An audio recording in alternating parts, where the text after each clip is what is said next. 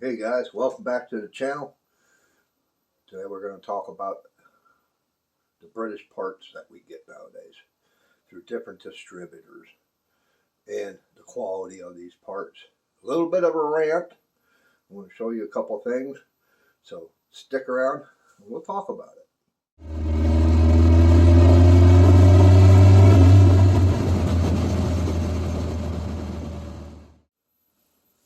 Well, what I'm working on right now, these are parts that I got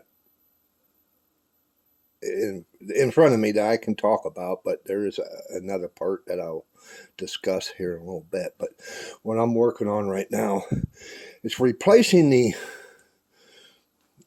license plate lens on my Spitfire, and it goes in this housing. The problem is with this, the way they made them, is that this clip for the light bulb is held in place with the plastic, and whenever you go to put a bulb in, you got to be very careful because it will crack. And then this connection would have been here, but then you can't use the bulb because it won't hold it in place. So let's talk about the new ones. As you can see, they are pretty much identical.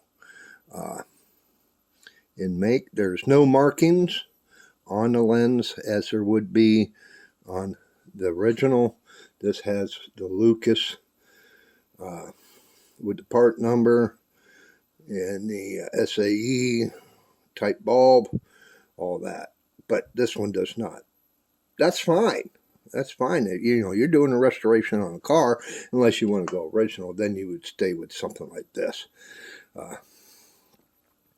But the problem is, I don't know if you have noticed, I'm going to put this back in here to where, oh, I got it backwards. The way this came to me from a reputable parts store. This is the way it came. Even come with a bulb, which I was surprised. But as you can see, compared to the two different sides, look where this bulb on the new one sets. Way too low. The problem there is that when you put it into the housing to line up your bolt holes, the connections, really can't see them, but the connections down in are touching the back side of the housing. This is pot metal. What's it going to do? It's going to short out. Now here's the two parts side by side. As you can see, the bottom one is right out of the box. Top one is I changed the tabs. You had to spread these apart a little bit up in here. Spread it apart to get it over the plastic, but be careful on how you're doing it. But they'll definitely work now. It won't short out. So you could always take, and I guess you can always trim this down and drill another hole, but yeah, just swap out the old ones. Just keep your old ones. They need to start doing some quality control. As you can see, how much it sticks below the lens. So what you need to do when you are changing these out is save these, because you're going to need them.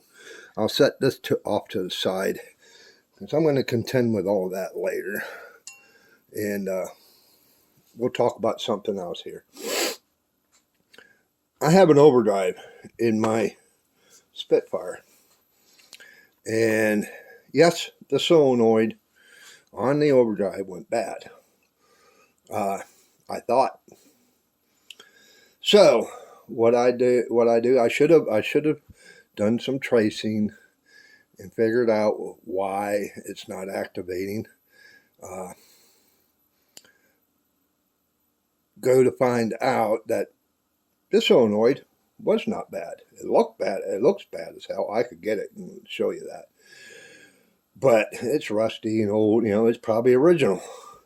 So I bought thinking that it's the switch, which did contribute to my issue of the overdrive not working. I bought this switch,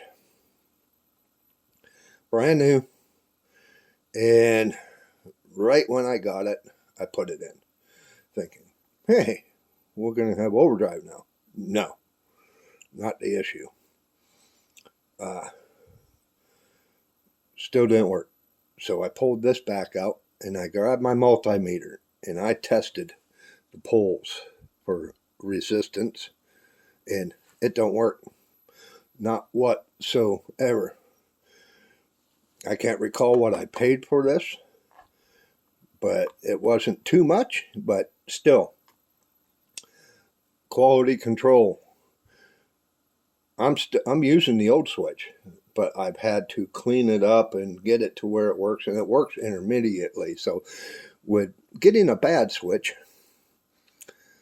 I am reluctant. I can't send this back because it's been too long. But I'm reluctant to order another one just because, okay, am I going to have two of these laying around that are junk? Okay, we'll move that off to the side. Next thing, I got two sets of points here. I got, as you know, if you look back through my videos, I have a TR6, and I got it up and running. I needed new points. So I decided I'm just going to order two for the price. They weren't they weren't badly priced. But as you can see, this is the old set. It looks in fairly good condition, which a little rusty there. But as you can see, the post where you connect your lead from your coil and your condenser to, the post is steel. On the new ones, plastic. Come on, guys.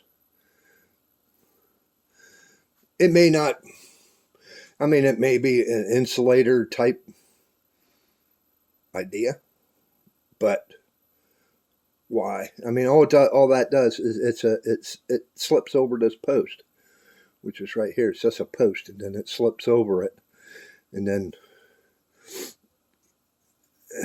I do have this set in the TR6. I did get it running on a set, so, but still, the quality control, the cutting corners, and probably more than what they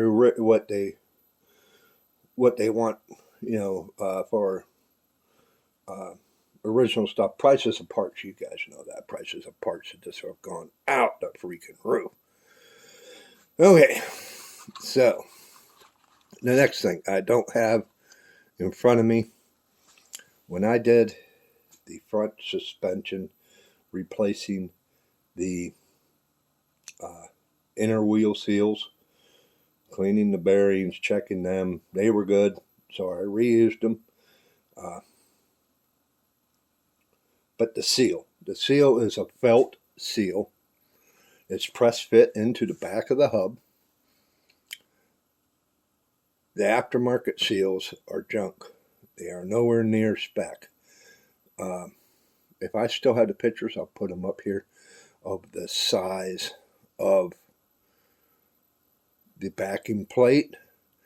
Is like, if I'm not mistaken, when I measured them, was like 2,000 or 3 thousandths bigger than the original, and it will not seat into the back of the hub to where the felt rests against the inner part of the spindle backing plate area. Then also, the felt itself, it is glued to that backing plate, it is too thick. OEM is half the thickness of that felt. The reason, I don't know why they made it bigger. Who knows? I mean, its dimensions are way off on these things. So whenever if you're going to replace them with this, you got to use the old backing plate. Take the felt out of the new backing plate, which is not going to be used anymore because you can't. Glue the felt from the new one into the old backing plate. And then you need to trim half the thickness of that felt, because when you put the hub back on the car and you got your bearings and your D washer and your castle nut and you tweak it down and you turn it, you're going to get a false reading. It's crushing that felt. You're going to get a false reading from what you should get.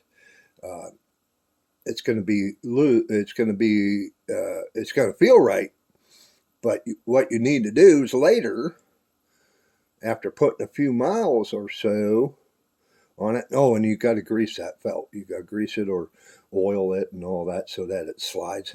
It's not dry against the back. But once you drive it for a bit, you need to jack the front end back up, pull your cap, which I have this. This is a bearing cap. It's wallered out because I had to use a screw to pop it off. I got both of them here just as a backup if needed. You got to pull it off, pull your cotter pin, tighten it down again. You may have to do this 2-3 times to get so that you don't have wheel slop. You know what's that going to do if you just leave it? It's going to trash your bearings in your races, and that's going to cost you even more money, especially if you put brand new bearings and races in. Come on. I'm thinking that somebody came up with an aftermarket hack to put the new type seals in there. I don't know. I'm going to look deeper into it. And then I'm going to reach back here. I haven't got into them yet. This is a rear wheel bearing kit. I can't remember who I got it through, Moss Motors. But I'm suspecting to find something that's not going to work. Yeah. So I haven't got to it yet. I got to get a Churchill puller. That's a different story. You guys need to know about what pullers you really need to have. But I'm suspecting something's going to go wrong here. But yeah, that's just my little rant about these new parts. And the cost is just crazy, because when I did the floor pans on this Spitfire, I was looking at buying a floor pan, just replace the whole pan, cut it out, replace it, because I had to do the sills anyways. Inner sills were good, outer sills were bad. So I was going to do the floor pans and then do the outer sills, But you go to find out that just the front pan, you can get them either in one full section or you can get them in 2 sections, front and back, from the brace. But the front section, which is, in these Spitfires, that footwell is only about 1.5 feet wide by 1.5 feet deep, maybe.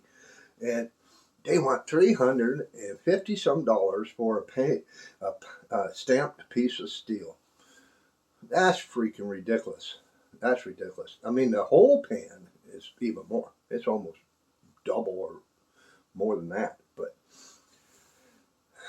and the quality of the parts are just not there. The only thing I can think of to do is when you get the parts and you find out that you got an issue, like with these lenses that I'm dealing with right now, is to contact customer support with your company that you dealt with. let them know that their distributors, their parts are inadequate. Inadequate. They're inferior. You got to modify them. They don't fit. It's this and that. If you just bite the bullet and say, "Oh well, I'll make it work," they don't know. So you need to contact them, which I'm going to do. I'm going to contact the shipper of those lenses and probably get hold of Moss with those points and stuff like that. But yeah, they don't know that parts are getting are not right. Their distributors, they'll contact maybe their distributor of those parts, or if they make them in house, they'll change. But I doubt they don't make them in house anymore. All the crap is getting from Taiwanese or China or whatever. But call them and let them know. And just speak your word. Because if they don't know, they can't go any further than that. It's what they get. It's what they get. When they sell it, they sell it. They buy the freaking truckloads, and they get them for it. And they got to make a profit on these parts. Individual part. It's just how that works. But yeah, let them know. Just don't bite the bullet. Yes, we have to use some old parts and retrofit old parts, but that's the name of the game. But when you get new parts, it's supposed to be, just put in and go, and they work. But yeah, just a short little video. I'm going to get back to these lights, and it's Sunday. It's cold out here, up here in western Pennsylvania. Almost time to put the cars away. I might get one or two more rides. I don't know. We'll see. I got to work on the wife's car. We'll go work on my truck, so I doubt it. So I might make a video of winterizing your car, putting it away for the winter. We'll see. But hey, thank you guys for watching. Thank you guys for hanging out to the end. If it wasn't for you all, I wouldn't be where I'm at. I'm growing, but growing slow. So if you like this kind of stuff and you're new here, click that subscribe button. It's right down there. It's free. Mash the bell notification beside it and click all, because that will let you know, notify you that, hey, he posted new content, and you can go watch it. Give me a big thumbs up, not the finger. Leave a comment. Let me know. Let me know your parts. What parts you have to deal with. What you have dealt with. Throw your rant down in the comments. I try to reply to all my comments, and and it's a good way for me to find your channel. I do check out other channels. Once you comment, I check you out, and if I like your content, even if you don't have content, that's cool. But if I like your content, I subscribe. So if you like my content, why don't you subscribe? But yep, we will talk to you on the next one. And hey, why don't you go check this video out? I think you'll like it. We'll see you out there.